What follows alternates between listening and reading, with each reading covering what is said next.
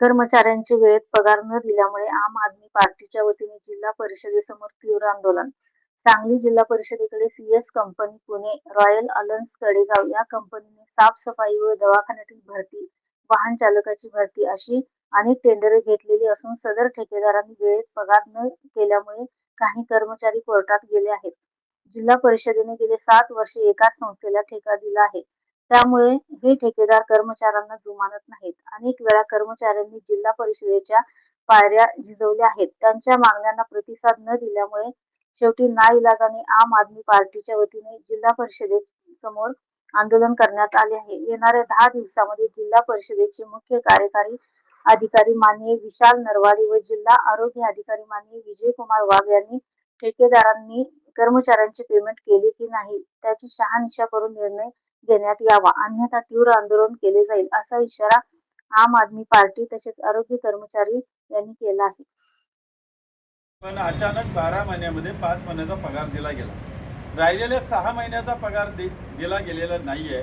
म्हणून ही मुलं माझ्याकडे आली आणि आल्यानंतर आम्ही या जिल्हा परिषदच्या आरोग्य अधिकारी यांच्या दालनामध्ये गेलो असता डेप्युटी आरोग्य अधिकारी आणि आस्थापनावर काम करणारे कर्मचारी यांना एकत्रित घेऊन आम्ही चर्चा केली. तर चर्चेअंती काय तोडगा निघत नाही म्हणल्यानंतर मुख्य लेखा अधिकारी सुनंदा ढवळे मॅडम यांच्या दालनामध्ये आम्ही सगळीजण गेलो आणि त्यांना आम्ही कायद्याच्या चाकोरीतनं काय प्रश्न केले.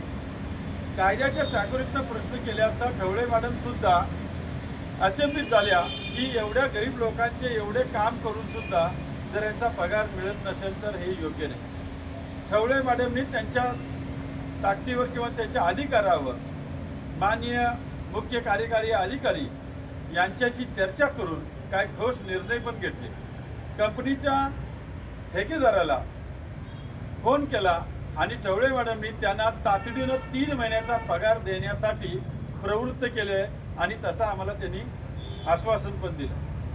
त्यांच्या प्रयत्नाला यश आलं. पण मी आज या व्हिडिओच्या माध्यमातून तमाम महाराष्ट्रातील सगळ्या ठेकेदारांना सांगतो, तुम्ही ठेका घेत असताना तुम्हाला जर कर्मचाऱ्यांचे महिन्याला पगार देता येत नसतील तर तुम्ही ठेक्याच्या भानगडीत पडू नका, तुम्ही ठेका घेऊ नका. कारण ठेका घेतल्यानंतर कामगार कायद्याप्रमाणे तुम्हाला दर महिन्याला विना विलंब पगार द्यावाच लागेल, हा कायदा बोलतो. तुम्ही जर का ठेकेदारीच्या टेंडरमध्ये जर उल्लेख केला नसेल तर तो प्रशासनाचा आणि तुमचा खोडसाळपणा आहे. पण कायद्याच्या चाकोरीतनं तुम्हाला महिन्याला पगार द्यावाच लागेल. त्यामुळं इथून पुढे या कर्मचाऱ्यांचे अगर महाराष्ट्रातील अन्य कोणत्याही शासकीय ऑफिसमध्ये जे ठेके घेतलेले त्यांचे पगार जर का तुम्ही अडवत असाल तर तुम्हाला कायद्यानं त्रास होणार आणि त्यासाठी मी प्रयत्न करणार. त्यामुळं तुम्हाला मी ठामपणे सांगतो की ठेकेदारानं कर्मचाऱ्यांचा टेंडर घ्यायचा असेल तर तुम्हाला महिन्याचा पगार देता येतोय का हे आधी एकदा स्वतःच्या मनाला विचारा आणि जर तुमची कुवत असेल तरच ठेका घ्या, अन्यथा ठेका घेऊ नका. ही मी तुम्हाला रोज एक नवीन विषयाकडं हात जोडून विनंती करतो. त्याचबरोबर या कर्मचाऱ्यांना वेट बिगारीसारखं तुम्ही राबवून घ्यायचा अधिकार नाही. तुम्हाला 8 तास त्यांची जी जिम्मेदारी आहे ती 8 तास निभावून घेणं, संपूर्ण दिवसाची गैरहजेरी टाकून प्रशासनाला मात्र हजेरी पाठवायची आणि प्रशासनाकडनं पगार घ्यायचं काम करतात आणि या कर्मचाऱ्यांना पगार दिले जात नाही. ती सुद्धा तुमची गोष्ट चुकीची आहे. जर का प्रशासनाकडनं तुम्ही यांची हजेरी दाखवून पगार घेतला असेल तर तुमचा बाप पण त्यांचा पगार देईल, अन्यथा तुम्ही घेतलेला पगार हा प्रशासनाला रिव्हर्स द्यावा लागेल. त्यामुळं तुम्ही जे काही चालवलंय या गोरगरीब लोकांच्या मड्यावरचं लोणी खायचं काम ते तेवढं थांबवा. मी महाराष्ट्रातल्या ठेकेदारांना सांगतोय, मी व्यक्तीच्या एका कोणत्याही ठेकेदाराला बोलत नाही.